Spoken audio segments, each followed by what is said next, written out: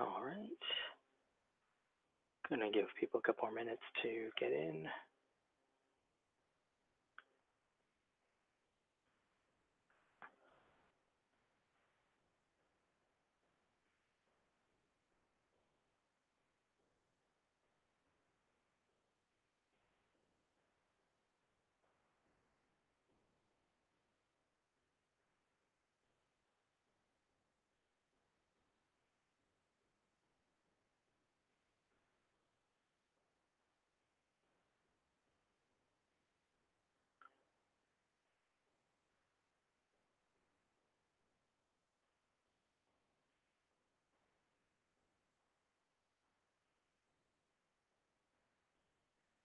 All right, well, it's 10 o'clock Pacific, so let's go ahead and get started. Thank you for joining me today in VirtualPBX admin training.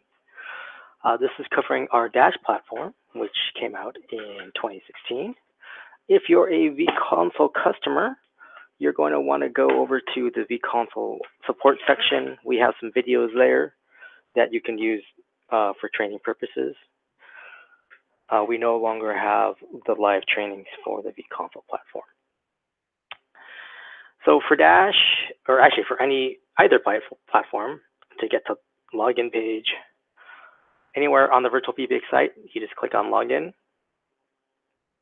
and then you just scroll down. So this is your Dash login. So this is your dashboard, basically, how you control everything, make setting changes, add users, that sort of thing. Just below that, we have the web phone login. This is if you're making use of a web phone on Dash. A web phone, just so you know, is technically a web device.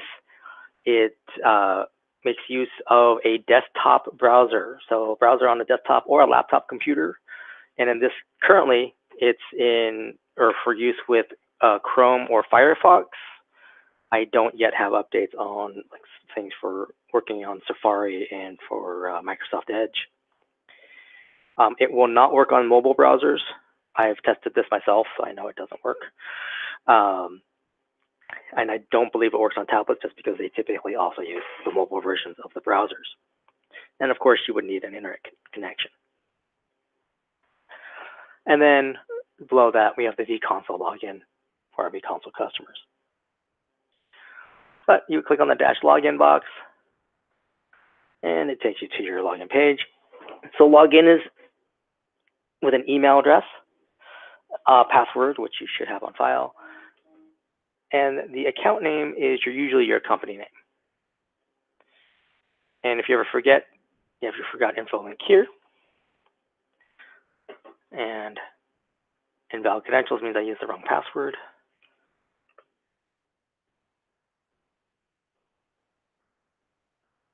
And then we get logged in.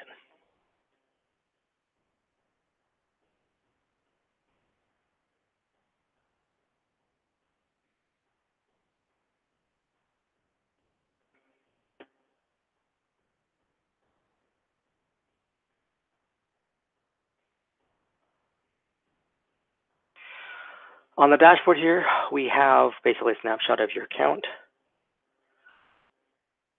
your users. So these are fully featured users. They have basically many features. They can have direct phone numbers. They can have multiple devices, even different kinds of devices, etc. Agents are specific to ACD queues. ACD queues on Dash are $30 per queue, but agents are typically just receiving phone calls.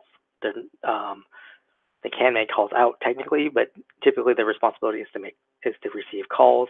They can only have VoIP devices, and they don't have any fancy features that, say, the users have. Devices, these are the devices that are on the account. So cell phone. A soft phone is a software application on a computer or even on a cell phone. Cell phone obviously is just a cell phone number. Web phones, what we were just talking about previously. A SIP phone is a VoIP phone, like a Yealink or Polycom phone sitting on your desk. Landline is your typical landline phone number. Business mobile Fax, ATA, and CPRI are very, very rarely used. In fact, I don't know of a customer that has those really at all. Main number, these are your main numbers. So this is what customers typically call you on. These numbers all behave the exact same way. They all have the same main greeting. They handle call routing the same way. Next up, you have your fax box number. You can only have the one fax box number, but basically this is for you, where your inbound faxes go, if you're still using faxing, or if your customers still use faxing. Total numbers, these are the numbers on your count. Now, you have assigned and unassigned numbers. Assigned numbers means these are numbers you're using, which means you should expect to see active calls on them at least occasionally. The spare numbers are numbers you have on your account and you're being charged for, but you're not currently using. So for instance, if you got like a block of numbers in sequence, you might only be using the first couple numbers, but you would still want to keep the other ones for when you're going to grow into them, or you have the promotion that you've been planning on.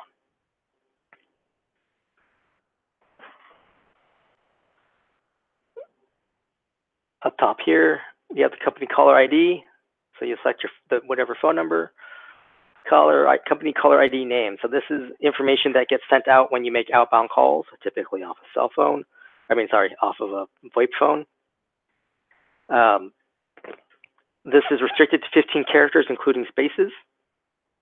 That's an industry standard, not something we created.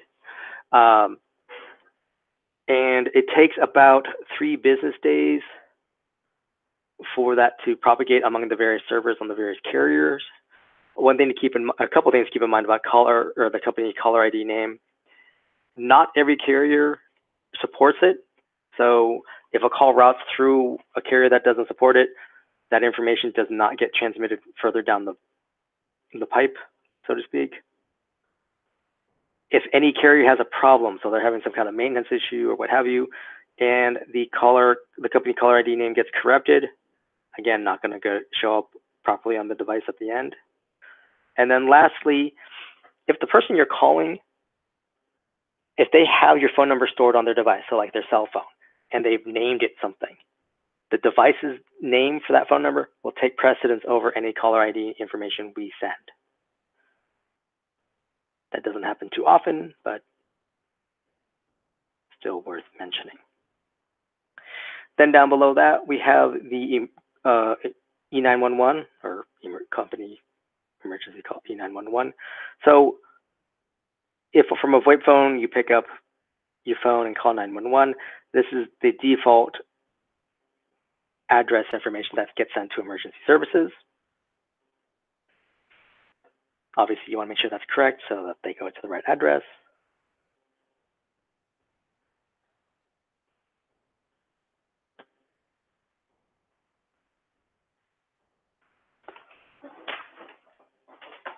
All right.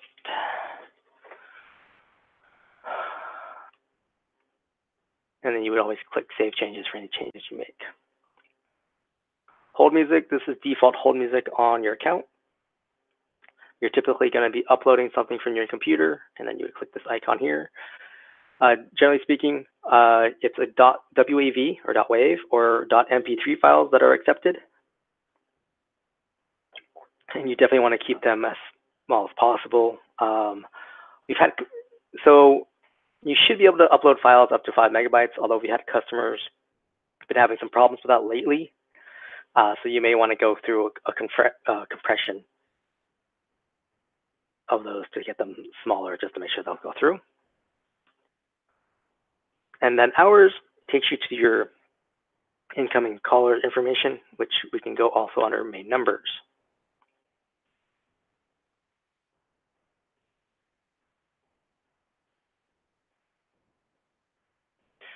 Right, so main numbers, again, shows you your main numbers.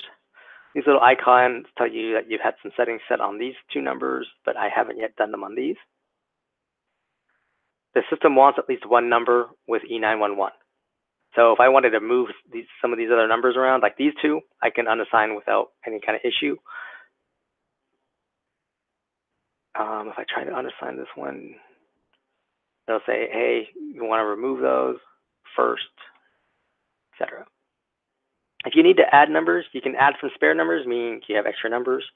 Or if you're a new sign up, you don't have any phone numbers, then you would click on By Numbers, and then you have select local or toll free. If you select local, you enter in an area code. So we'll go 310. Do a search, and nothing is available. That does happen. 310 is in Los Angeles, so kind of an impacted. Let's go with 703. We'll go across the country. There you go, 703. And you would simply click Add and then click on By Numbers to add the number to your account. By Numbers toll free, similar process. You just select the toll free prefix you're looking for, and then click Add to add that number. Office hours strategy. Basically, are you open 24 hours or do you have custom office hours? You have custom office hours, put a check mark on the days you're open, and then set your hours in military or 24-hour time. You have this option down here, are you closed for lunch? So if your entire office closes for lunch, you can check this, and then you can set your lunch hours or hour, and then click on Save Changes.